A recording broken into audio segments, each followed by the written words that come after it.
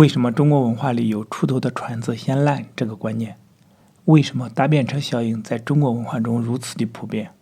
为什么在大街上看到的多数中国人眼神中没有活力和生命力？今天我们继续读《中国文化的深层结构》这本书。今天的读书章节中有以上问题的答案。今天读到的是不敢为天下先和一潭死水的生存状态这两个专题。想听更多的内容，请订阅我的 YouTube 频道。读完这本书之后，我还会就解读中国文化这个专题去读更多的书，以查杀掉头脑中的中国文化病毒，在个体层面上做到文化出埃及，早日跃迁到现代文明的状态。让我们开始吧。不敢为天下先，中国人历来的处世之道是不要好出头，如果万不得已要出头，也不要先出头。中国人的父母总是以这种保身哲学来教导子女，这种教导自然也包括必须跟大家一样的道理。对任何国家的人来说，男女双方的相互吸引，往往是因为对方有个性，和别人不一样。如果要学别人，我为什么还要选中他？然而在没有灵魂而只注重于安身立命的中国人来说，对方必须做到保身，才是对自己有用的。中国人以不好出头为精明为聪明，有时甚至自己利益分内的事情，也推动别人先出头，形势一旦不对头，自己抽身先走。这就是中国文化中以搭便车为聪明，以耍阴谋诡计鼓动别人去冒险，而自己在其后火中取栗，作为自己的智慧和格局。笔者还记得，在不久以前的中国，谁只要被认为是在搞政治，也不用问他是左是右，就会得到了恶名，就像他患了麻风病一样，大家都不想沾上他，真正变成了同胞勿近。中国人凡涉及一人之身，总倾向于不让他突出在群众之外，大家不去做的事情，自己也不会去做，因此即使搞政治，也躲在群众堆里。确实，在中国人之间搞政治，也只能这样做，也就是照顾群众身体化的需要，才能令他们交心。在中国式的政治关系中，只有仁者才是无敌的。如果群众觉得你对他们没有心，而你又将自己的旗帜打得很鲜明，触动他们对政治的恐惧感的话，你就会先臭掉，什么事情也搞不成。的确，在一个诉诸于心脑的情绪层，而不诉诸于左半部分理性大脑皮层的文化中，也只能这样去做。这些人也不一定是怕死，而是下意识地摸到了中国人政治行为的文法规则，然而却往往也是怕死的。因为中国人明哲保身的龟缩倾向，同时也在他们身上发挥作用。此外，他们之中的不少人也打算在美国做安身之计，为了不影响申请居留证，最好也不要过分的出头。这种保身哲学是中国人在专制主义与产品主义这两把行符底下的勾活之法。在道家心目中，这个世界算是充满杀身之祸的，不只是自然界令人不得长久，还有伟大的导师一类的有为之君，也视百姓为草芥，天地不仁，以万物为刍狗，圣人不仁，以百姓为刍狗。因此中国人认为，人为了自保必须自我压缩，而谁好出头，谁就会先倒霉。勇于敢则杀，勇于不敢则活，强梁者不得其死。为了保身，老子遂提出了曲则全的自我压缩之法。庄子一书也提出，为了做到可以保身，可以全生，可以养亲，可以近年，一个人必须为善无尽名，为恶无尽刑，原都以为经。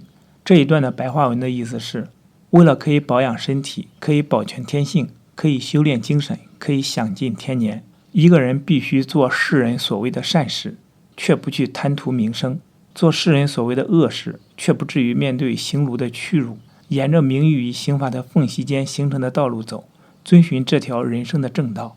一个人不应该表现得太优越、太突出，否则就会成为被消灭的对象，就好比一棵优良的树木会被砍伐一般。因此，人必须做到像一株不成材的树木一样，才能幸免于难。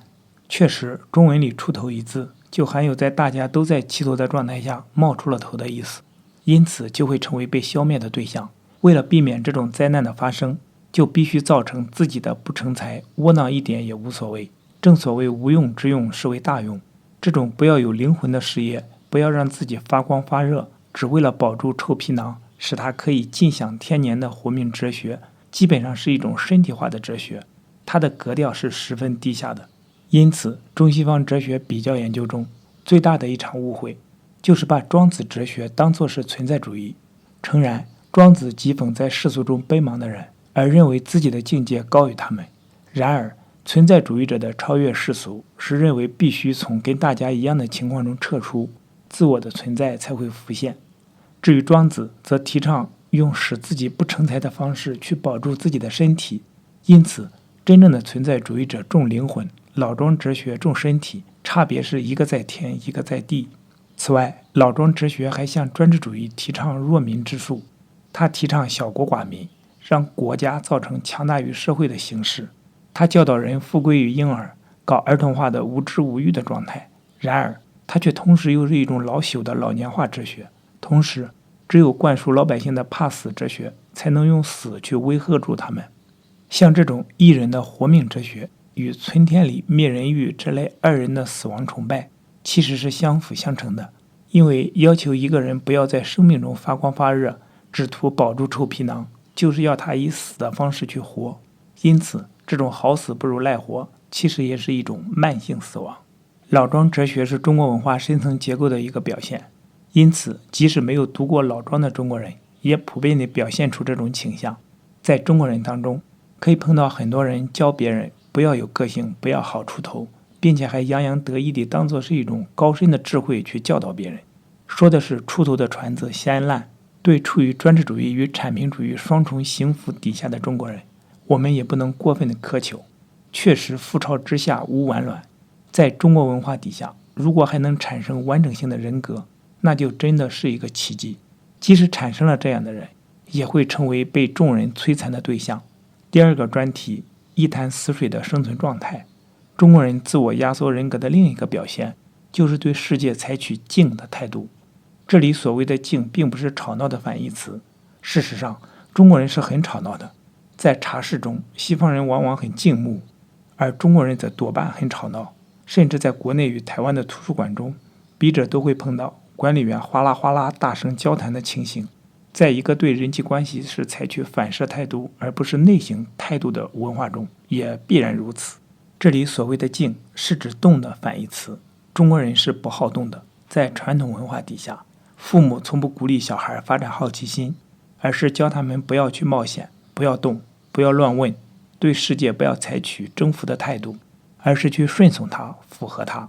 有的父母为了怕幼儿乱动，还将他们绑起来，于是不动就几乎变成了乖或听话的内容。确实，在中国人心目中，动是与乱连接在一起的，因此乃有动乱一词。毛泽东曾经说过，对付反对派必须不许他们乱说乱动。因此，这使人联想起中国人父母将不听话的幼儿绑起来的形象。中国社会的整个气氛是一潭死水的。在中国这个非性化的社会中，中国人多少都会觉得这些非洲人与阿拉伯人有一点动物化。然而，如果站在这些人的立场看问题，就可能会觉得中国人多少地有一点植物化。确实，中国人是有一点植物化的。当西方人提起自然这个概念时，多半会联想起动物、兽性以及性。然而，当中国人提起自然时，就往往会联想起花草、树木与山水，正如他们在山水画中表现的自然那般。老子说，五色令人盲目，五音令人耳聋，五味令人口爽，驰骋天鼠猎，令人心发狂，难得之货，令人行妨，是以圣人为父不为目，故去彼取此。这段话的白话文意思是，缤纷的色彩使人眼花缭乱，嘈杂的音调使人听觉失灵，丰盛的食物使人舌不知味，纵情狩猎使人心情放荡发狂，稀有的物品使人行为不轨。因此，圣人但求吃饱肚子而不追逐声色之欲，所以摒弃物欲的诱惑而保持安定与知足的生活方式。老子提倡的这种半死亡状态，也是中国人植物化状态的最佳写照。因此，一潭死水的生存状态，正是整个文化深层结构的静态的目的意向性在每一个人身上的烙印。